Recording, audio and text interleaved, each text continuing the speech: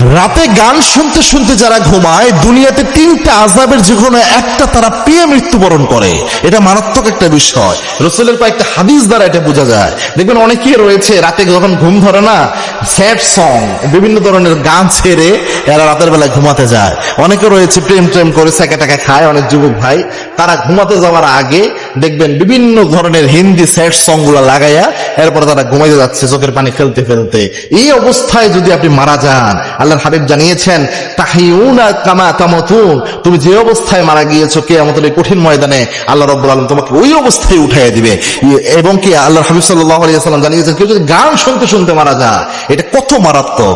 যারা এরকম হারাম গান বাদ্যযন্ত্র মিশ্রিত গান শুনতে শুনতে রাতে ঘুমায়, আল্লাহর হাবিব জানিয়েছেন কিয়ামতে এদের জন্য শাস্তি হবে জাহান্নামে। এদের কানে আল্লাহ রাব্বুল আলামিন সীসা ঢেলে দিবেন। এবং দুনিয়াতে এদের জন্য তিনটা শাস্তির কথা পাওয়া যায় বিভিন্ন হাদিসে।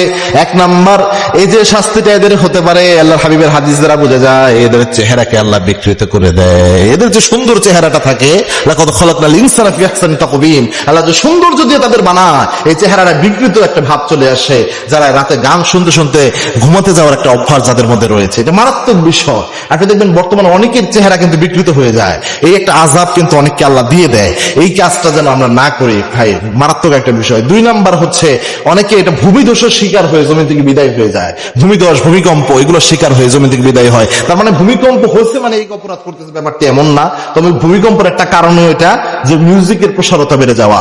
তিন নাম্বার হচ্ছে পাথর বৃষ্টির সম্মুখীন এই ব্যক্তিদের অনেক সময় আল্লাহ করে দেয়। আল্লাহ রাব্বুল আলামিন এরকম দুনিয়াবি আযাব এবং আখিরাতের আযাব থেকে আল্লাহ আমাদের জন্য বাঁচিয়ে দেয়। আল্লাহুম্মা আমিন।